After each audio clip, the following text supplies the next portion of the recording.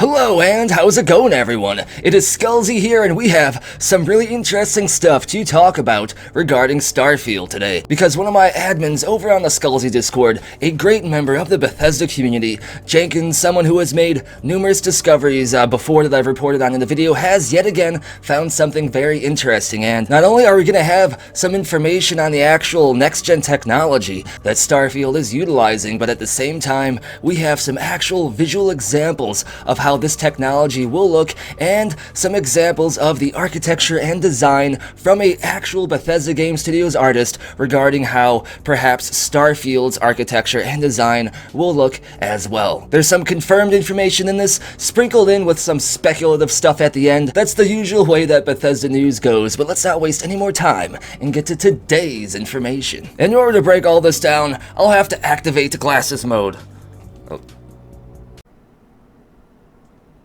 And we're going to begin today's adventure at a LinkedIn profile for a world artist at Bethesda Game Studios in Rockville, Maryland. And obviously, if you're working in Maryland at Bethesda Game Studios, you're working on Starfield and Tez 6, because Bethesda Game Studios' Austin studio location are the ones who primarily work on Fallout 76. And as you can see here, John Valenti is a very skilled and experienced artist, so he's right at home in Bethesda. And you can see, judging by what he does right here, the very last thing is he is working on next generation pipeline using physically based rendering. And I'm not an expert, I can't necessarily describe what that is or how that works. I do know that PBR, physically based rendering, is somewhat of a new thing. However, there's been like prototype versions of it for a long time. I think you're able to get mods and Skyrim and stuff for this. However, they're overhauling it, it looks like, or taking it to the next level for next generation gaming technology, or I guess current generation now, because all that stuff is out. But apparently next-gen PBR is going to be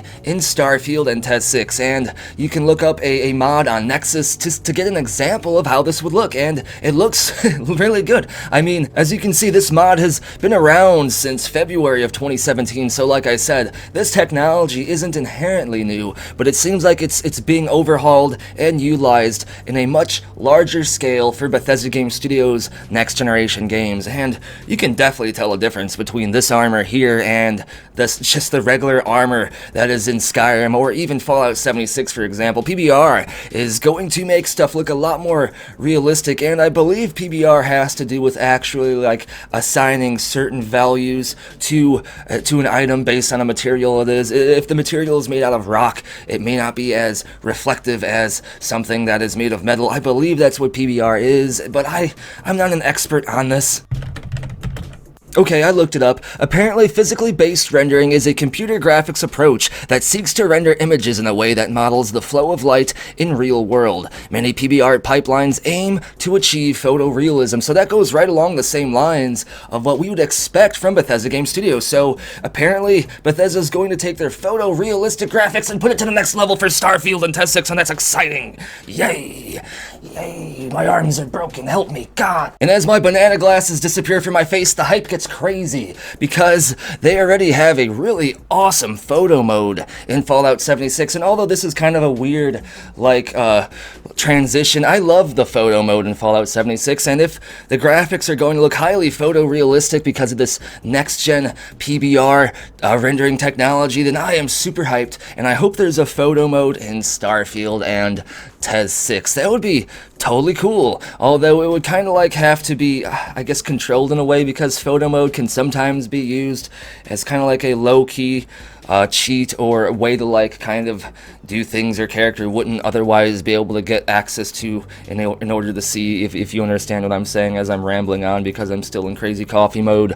But even though this is a Nexus mod, it does give us a clear example of the level of rendering and lighting we should expect from Bethesda Game Studios regarding Starfield and Tez 6, and I'm wondering if this also has to do with ray tracing, or how RTX would utilize or work with PBR. I'm wondering if the two can work together, or if PBR is a separate thing from RTX. If someone with more knowledge about that can clear that up for me down in the comments below, I would highly appreciate it. I'm just wondering if PBR and RTX can be used at the same time, because if not, then that's almost proof that ray tracing will at least not be in Starfield and potentially even Test 6.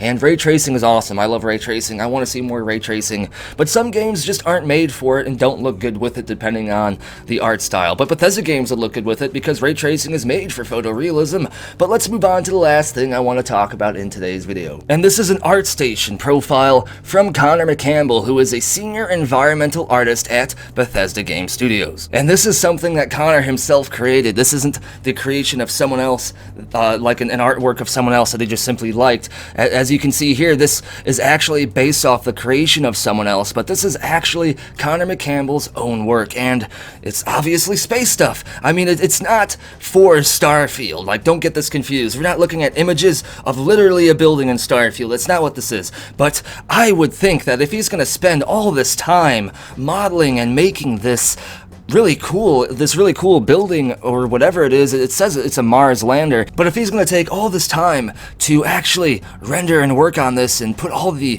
effort into making this, I would have to say that he has a goal with this. He's doing this to try to get some inspiration and more experience modeling and working on assets that would be utilized in a space game. I mean, why else would he have this here? This is a lot of work to do this, so even if this exact asset isn't going to be utilized in Starfield, which it probably won't, he gained a lot of knowledge and just a lot of like insight into how he would make the actual assets for Starfield. So when you get assets like this uploaded directly from a Bethesda Game Studios artist, and this asset was made by this artist themselves, and it's a space asset, and this artist is working on a space game, it's kind of ridiculous to say that you aren't connected at all, even if this image isn't going to be in the game, which it's not. But like I said, this is definitely going to influence the architecture of what we would see probably in Starfield, at least a little bit. And like I said, this is a little bit of that speculation salt stuff. The thing I talked about at the beginning of the video is more confirmed than this, but this is still, in my opinion, kind of a sneak peek into the design and assets of what Starfield will most likely look like. But that's everything I wanted to talk about in today's video. This is super hype. I mean, we're only a few months away from E3, and E3 is confirmed. E3 2021 is happening. It's just going to be all digital, which is what I expected. They don't want people there to get sick and stuff, but this is so hype. I can't wait to start seeing more about Starfield, because I just have the strong feeling it's coming out in November of 2021, and 2021 will be so hype if that's the case. But either way, let me know what you think about all this down in the comments below. As always, if you enjoyed the video, be sure to give the video a thumbs up, subscribe so you can stay in and know about the latest gaming news, and turn notifications on so you don't miss the latest uploads. And if you want to help support the channel and grow the community, share the content, share the video, share the channel, get people to subscribe, because the YouTube algorithm really ignores channels that are under 100,000 subscribers, so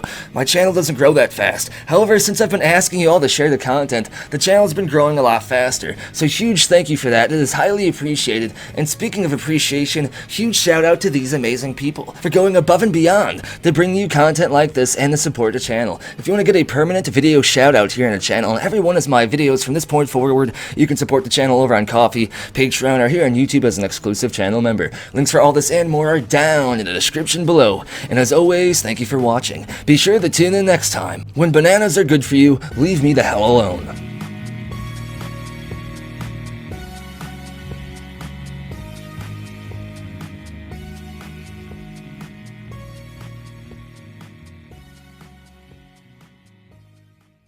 It just works.